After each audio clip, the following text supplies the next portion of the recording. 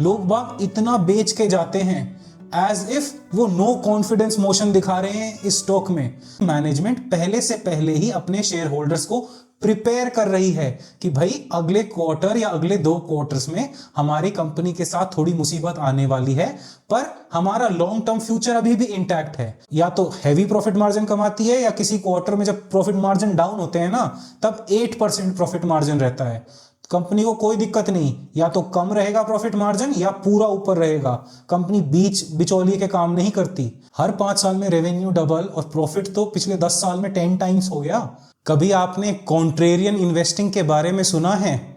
जब रियल पैसा बनाया जाता है स्टॉक मार्केट में, क्योंकि स्टॉक मार्केट में पैसा बनता है वहां पर जहां कंपटीशन नहीं होता। जब लोग बाग किसी कंपनी को फेंक के जा रहे हो, सारे बड़े बड़े इन्वेस्टमेंट फंड, बड़े बड़े इन्वेस्टर्स क्यों फेंक रहे हैं वो कंपनी को?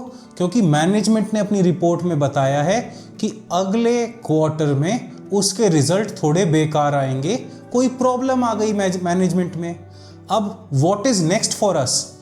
अब वो पर्टिकुलर स्टॉक गिर जाता है सिंगल डिजिट अर्निंग मल्टीपल तक।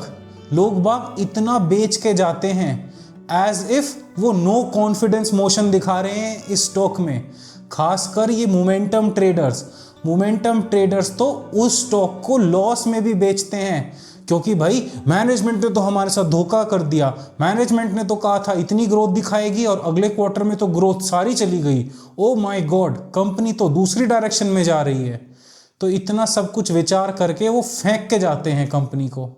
अब ये पूरी प्रोसेस आपको क्या बताती है? ये प्रोसेस आपको बताती है कि मैनेजमेंट इज ऑनेस्ट और management is reliable for its long term share holders, क्योंकि मैनेजमेंट पहले से पहले ही अपने शेयर होल्डर्स को प्रिपेयर कर रही है कि भाई अगले क्वार्टर या अगले 2 क्वार्टर्स में हमारी कंपनी के साथ थोड़ी मुसीबत आने वाली है, पर हमारा लॉन्ग टर्म फ्यूचर अभी भी इंटैक्ट है।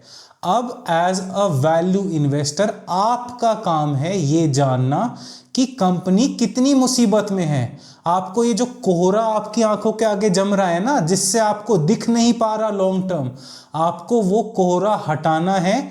उसके थ्रू देखने की कोशिश करनी है आगे की दिशा में मैनेजमेंट या कंपनी अगले 10 साल में कहां जाएगी।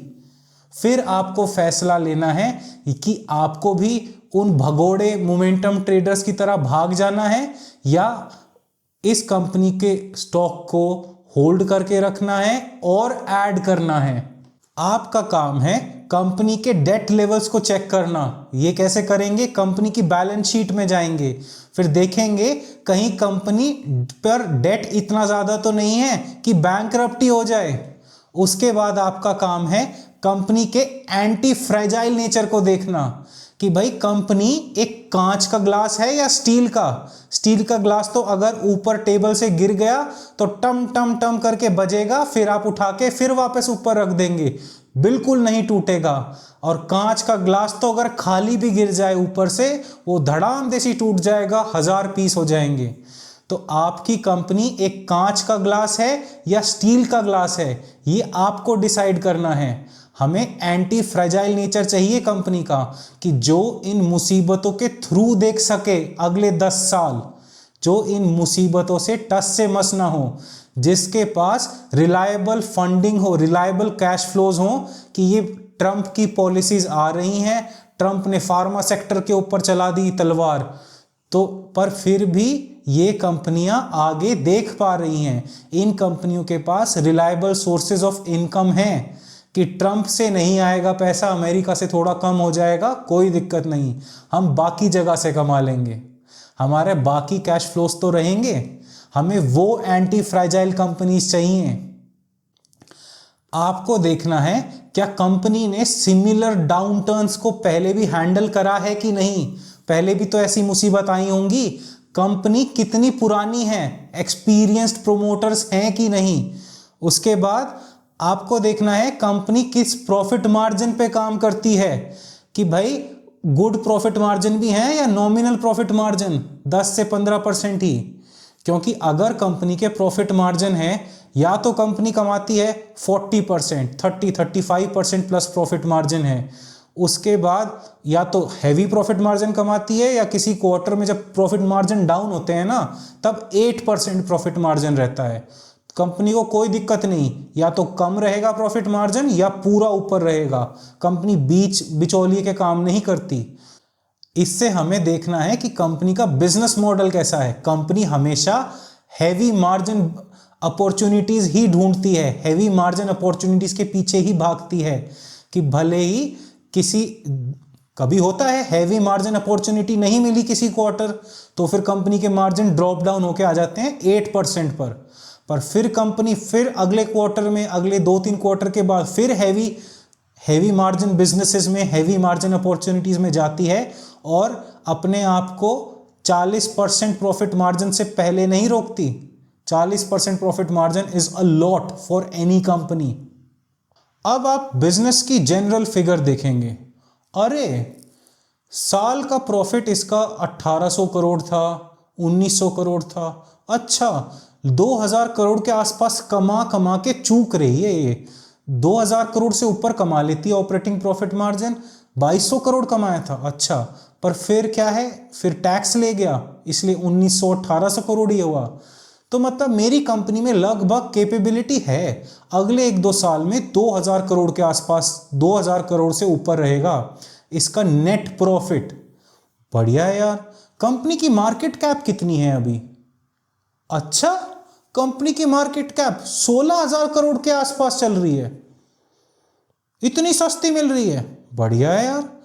अब आते हैं हम रियल बिजनेस में। यार ये तो वैल्यू इन्वेस्टिंग अपॉर्चुनिटी लग रही है, लगभग 2000 करोड़ का नेट प्रॉफिट और 16,000 करोड़ की market cap.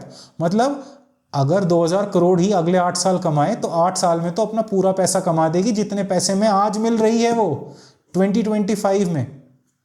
What an opportunity for a value investor. अब हम देखेंगे क्या कंपनी के लॉन्ग टर्म प्रोस्पेक्टिव अभी भी ओपन है? Obviously they are open. ऐसा कैसे? कंपनी अपने एक्सेस ऑफ कैश को, अच्छा कैश रखा हुआ था कंपनी के पास, 16,000 करोड़ मार्केट कैप है कंपनी का, और कंपनी के पास 3,000 करोड़ का कैश था। अब इस 3,000 करोड़ को कैश को कर क्या रही है कंपनी? कंपनी ने क्या वापस उसको दे दिया, वापस ओनर को या शेयर होल्डर्स में बांटा कैश?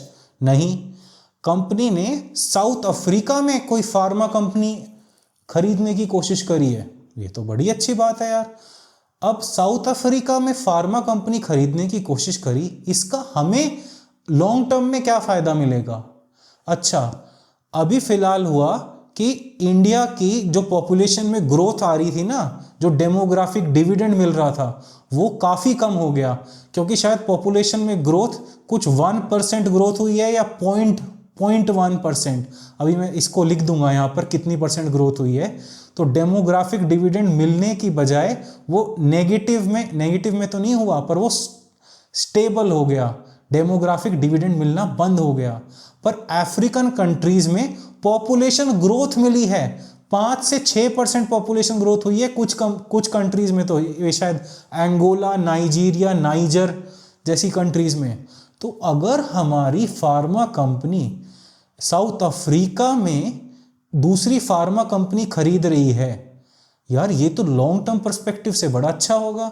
हमारी कंपनी डेमोग्राफिक डिविडेंड के पीछे भागने की कोशिश कर रही है, ये तो हमें लॉन्ग टर्म फायदा मिलेगा, क्योंकि अफ्रीकन कंट्रीज में जब ग्रोथ आएगी, क्योंकि उनकी पॉपुलेशन में ग्रोथ हो रही है, तो उसके बाद डिमांड बढ़ेगी ऑब्वियसली, तो हमारे हाई मार्जिन बिजनेस में फायदा मिलेगा हमारी कंपनी को।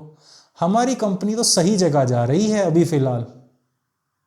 अभी ये जो पेन है ना इस कंपनी में हो रहा है, ये मुझे लॉन्ग टर्म से ज़्यादा शॉर्ट टर्म पेन लग रहा है, क्योंकि ये जो 8 टाइम्स अर्निंग मल्टीपल पर कंपनी है, इसकी अगर लॉन्ग टर्म ग्रोथ देखूं मैं, लगभग हर 5 साल में तो इसके रेवेन्यू डबल हो रहे हैं, ऑब्वियसली हो रहे हैं। तो यार कंपनी में तो कोई कमी नहीं है, हर 5 साल में रेवेन्यू डबल, और प्रॉफिट तो पिछले 10 साल में 10 टाइम्स हो गया। अब 10 टाइम्स प्रॉफिट होने का मतलब है पिछले 10 साल में कि कंपनी 25% के कैगर से ग्रो कर रही है। अगर 5 साल में डबल भी मानते हैं ना हम, तो 15% कैगर हो गया, ठीक है। 15% की ग्रोथ वाली कंपनी 8 टाइम्स अर्निंग मल्टीपल पर मिल रही है, और जहां तक है आगे भी ये कंपनी ग्रोथ ढूंढ ही लेगी। अगर नहीं भी ढूंढती ग्रोथ तो हम इतना मल्टीपल तो पे नहीं कर रहे। तो ऑब्वियसली हमारा रिस्क टू रिवॉर्ड रेशियो तो इस कंपनी में बहुत ही अच्छा है। रिस्क कुछ होगा नहीं, अगले 10 साल में और कुछ नहीं होगा, 2000 करोड़ रुपए तो कमा रही होगी, जितने पे अभी है उतने पर ही मिलेगी। तो पैसा कहीं नहीं गया और ग्रोथ की अपॉर्चुनिटीज आगे बहुत हैं। बढ़िया है भाई। क्या मुझे 15% कैगर वाली कंपनी सिर्फ 8 PE पर मिल रही है? ये तो मेरे लिए बहुत ही अच्छी अपॉर्चुनिटी है। This is a non hyped up good company. बढ़िया है भाई, और बेचो और बेचो और सस्ती ले जाओ इसको, मेरी तो मार्जिन ऑफ सेफ्टी और बढ़ती जा रही है। अगर आपको जानना है कि value investors over hyped sector से दूर कैसे रहते हैं और वो ऐसे छोटी छोटी कंपनियों के पीछे ही क्यों भागते हैं, क्योंकि उनको वहाँ पर मार्जिन ऑफ सेफ्टी मिलती है सस्ते दामों पर, तो मेरी ये वैल्यू चेयर एनालॉजी वाली वीडियो देखना ना भूलें।